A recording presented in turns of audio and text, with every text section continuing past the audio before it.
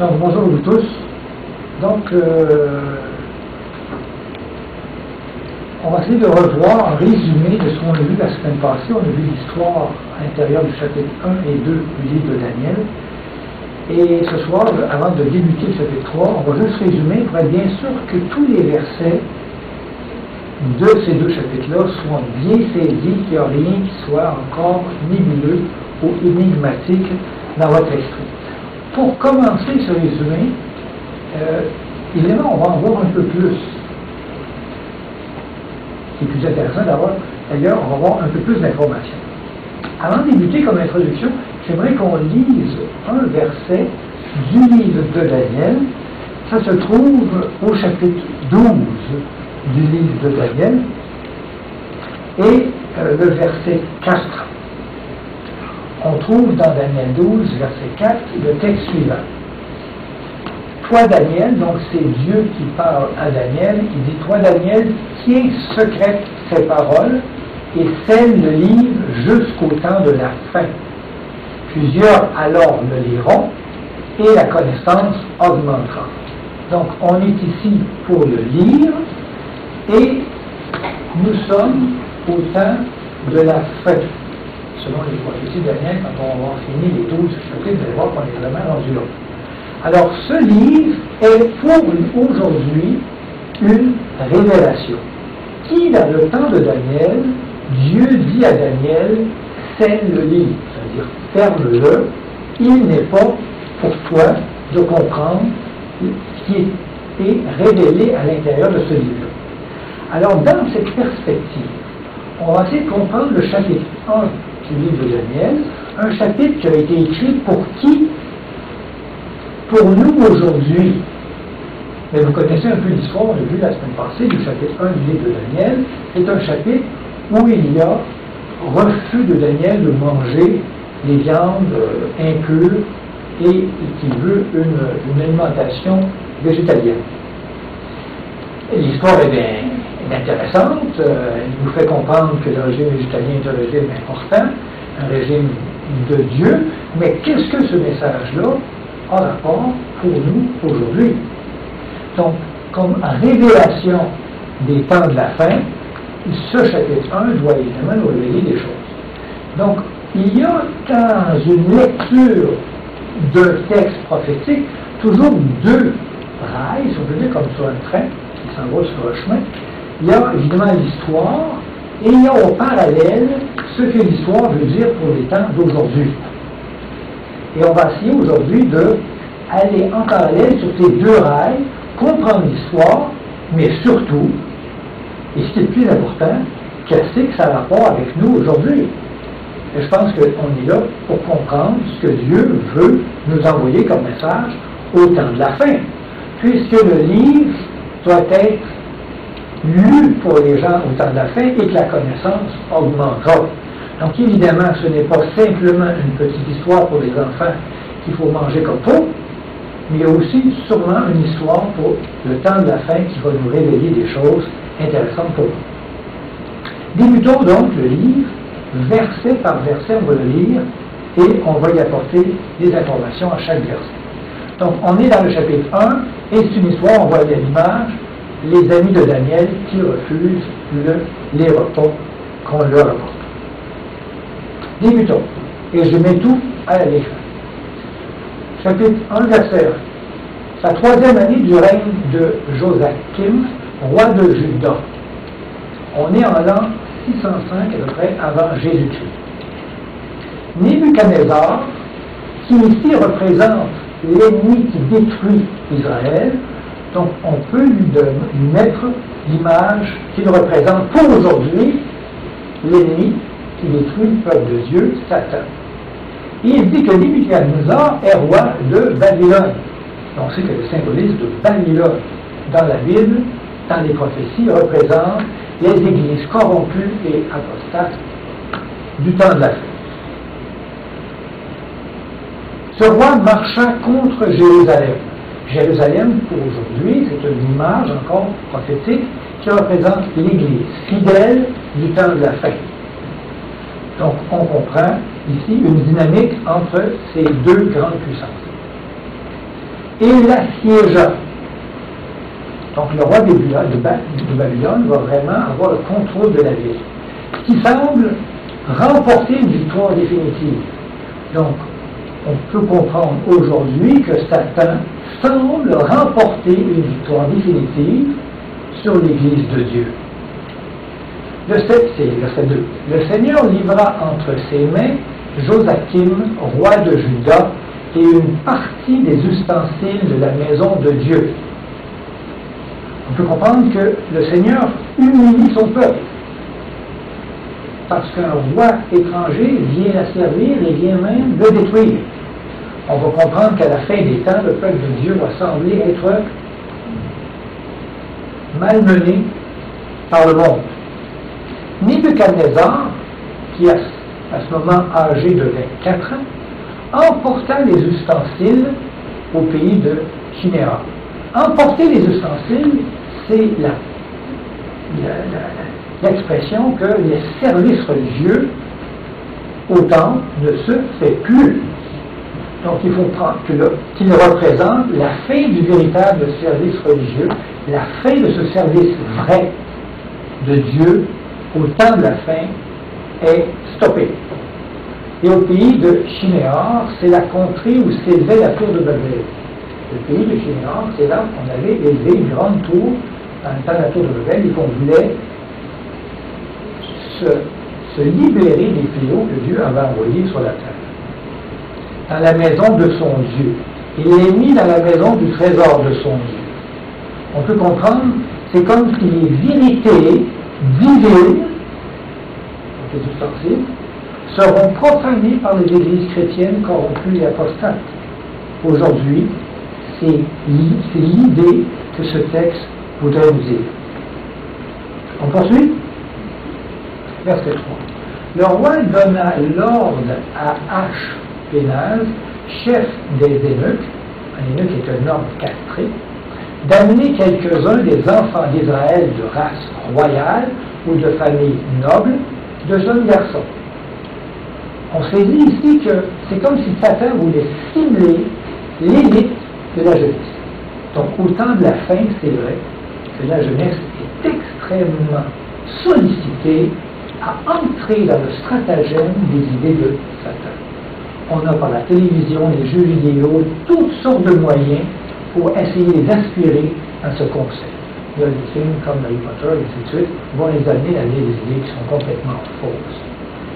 Les garçons jeunes, sans défaut, beaux de figure, doués de sagesse, d'intelligence et d'instruction, capables de servir dans le palais du roi et à qui l'on enseignait les lettres et la langue des Chaldéens. En fait, c'est comme si Satan voulait assimiler ces jeunes personnages à ses doctrines à lui. Verset 5, le roi leur assigna pour chaque jour une portion des mets de sa table et du vin dont il buvait. Donc le roi qui représente Satan lui donne ce qu'il y a de meilleur dans son alimentation à lui. Une alimentation que les jeunes vont reconnaître comme étant pas bonne. Vous savez, Jésus disait, je suis le pain de vie. Il parlait, il disait aussi, ceux qui viennent à moi recevront de l'eau pure, de l'eau vive. Donc, l'alimentation, l'eau, la nourriture, pour Jésus, dans la Bible, symbolise souvent les enseignements véridiques de Dieu, bonnes ou fausses. Donc, une alimentation donnée par Satan est une fausse doctrine qu'ils veulent nous inculquer. Et une alimentation qui est bonne de Dieu, c'est une vérité qui est forte, qui est correcte, qui est pure et qui nous donne la vie éternelle. Amen. Donc, on peut croire, on peut transporter cette idée pour les temps d'aujourd'hui où Satan veut alimenter la jeunesse de fausses doctrines dont il buvait, voulant les élever pendant 3 années au bout desquelles ils seraient au service du roi. Donc il veut les former dans la société pour servir Satan lui-même. Donc il forme la jeunesse pour être à son service à lui. C'est ce qui se passe aujourd'hui. Verset 6. Il y avait parmi eux, d'entre les enfants de Juda, Daniel. Daniel a 18 ans à peu près, quand il a été déporté à Babylone. Anania, Michaël et Azaria. Ces personnages représentent pour aujourd'hui les fidèles adorateurs du temps de la fin. Ils représentent ceux qui, dans l'Église, veulent rester fidèles, corrects et adorer Dieu de façon parfaite. Le chef des eunuques leur donna des noms. En donnant des noms, ils veulent faire une assimilation forcée de leur Dieu. Ils veulent qu'ils perdent leur Dieu dans leur tête.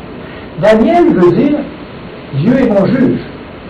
Il lui donne le nom de Belshazzar, qui veut dire que Bel protège très bien. Bel est un dieu babylonien. On change le nom de Daniel pour Belshazzar. Anania, qui veut dire Yahvé est miséricordieux, celui de Shadrach, qui veut dire ordre royal d'Acu.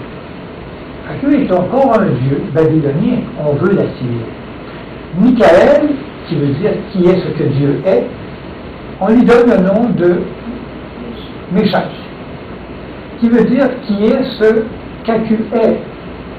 Ce que Dieu est, mais l'autre Dieu, on l'a changé pour l'autre. Et Azaria, qui veut dire Yahvé a secouru, on lui donne le nom de Abed-Nego, qui veut dire serviteur de Nego, notre dieu babylonien. On leur change les noms parce qu'on veut les assimiler. Verset 8. Daniel résolut, donc Daniel qui décide de mettre sa confiance en Dieu, c'est ce qu'on demande à nous qui sommes à la fin des temps, de ne pas se souiller avec les mets du roi par le vin dont le roi buvait. Donc Daniel refuse les fascinantes et fausses doctrines d'aujourd'hui. Vous en connaissez des fascinantes fausses doctrines? Il y a par exemple la doctrine de l'évolution. On voit ça même à l'école, on le voit partout, même si vous avez les concours, les examens, la théorie de l'évolution est très présente.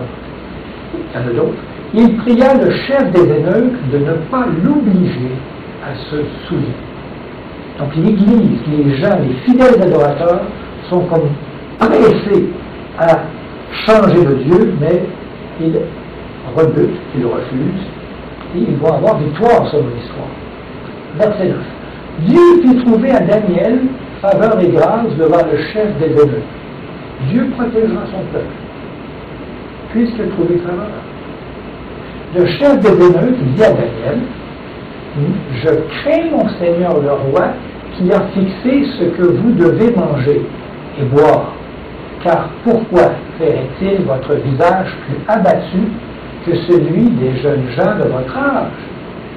Ici, il faut comprendre qu'il y a beaucoup de faux préjugés qui croient que si on pense autrement que, par exemple, la théorie de l'évolution, ben, on va complètement être contraire, où l'esprit n'est pas bon, où on ne fera pas ce qu'il faut, on ne fera pas une bonne personne dans la société. Vous exposeriez ma tête auprès du roi, dit l'eunuque. Alors Daniel dit à l'intendant, à qui le chef des eunuques avait remis la surveillance de Daniel, de Anania et de Michaël et d'Azaria, il lui dit, éprouve tes serviteurs pendant 10 jours. Assez longtemps pour qu'on ait une épreuve complète. Nous serons tous éprouvés, les gens de la fin qui gardent une adoration pure pour Dieu. Et qu'on nous donne des légumes. On parle de régime végétalien, évidemment. Graines, noix, fruits, tout ce qui pousse. Qu'on donne des légumes à manger et de l'eau à boire. Représente pour aujourd'hui, représente un enseignement pur et un enseignement biblique correct. Et leur dit non, on veut être abreuvé de ça, on veut avoir des cours vraiment sur ce que Dieu enseigne de correct. Verset 13. Tu garderas ensuite notre visage et celui des jeunes gens qui mangent les mets du roi. Et tu agiras avec tes serviteurs d'après ce que tu auras vu. Les gens verront, aujourd'hui, l'amour de Dieu dans les fidèles adorateurs, ils vont le voir et ça va être une évidence qu'ils sont plus gentils, plus doux, plus aimables. Verset 14. Il leur accorda ce qu'ils demandaient. Dieu préservera ses enseignements. Amen. Et les éprouvera pendant 10 jours. 10 veut dire quelque chose qui est complet. Donc, une épreuve la plus complète. Au bout de 10 jours, ils avaient meilleur visage et plus d'embonpoint. On parle d'une meilleure stature. Je pense que les Bibles, c'est pas marqué embonpoint, c'est marqué une meilleure stature. Que tous les jeunes gens qui mangeaient les mets du roi. Nous produirons donc alors une expression de vrais adorateurs. Une expression qui va être visible, remarquer les autres comme étant, oui, c'est des gens qui sont. De façon évidente, un caractère, un tempérament qui soit correct et pur. L'intendant emportait, il renvoya les mets et le vin qui leur étaient destinés et il leur donnait des légumes. Avec audace, donc, l'Église, les vrais adorateurs, demeureront dans la vérité et ils pourront le faire. Bonne nouvelle que Dieu nous donne. Dieu accorda, c'est un don de Dieu ici, à ces 4 jeunes gens de la science, de l'intelligence dans toutes les lettres et de la sagesse. Et Daniel expliquait toutes les visions et tous les songes. Ici, on peut voir un déversement de dons spirituels sur l'Église à la fin des temps où sont les vrais adorateurs. Au terme fixé par le roi pour qu'on les lui amena, le chef des eunuques les présenta à Nebuchadnezzar. Donc on voit ici qu'il y a un examen, qu'il y a une vérification, qu'il y a un jugement. Ça représente le jugement et l'investigation au temps de la fin. Cette expression-là est un peu complexe, mais on va la voir de plus en plus en détail dans les autres chapitres, que ce jugement prend place au temps de la fin. Surtout les chapitres 7, 8 et 9. Le roi s'entretint avec eux, et parmi tous ces jeunes gens, il ne s'en trouva aucun comme Daniel, Anania, Michaël, ou Michkaël et Azaria. Donc les fidèles adorateurs avant le retour de Jésus sont de façon évidente révélés comme purs. Ils furent donc admis au service du roi. Fantastique. Ça représente des éléments qui sont acceptables pour le paradis céleste.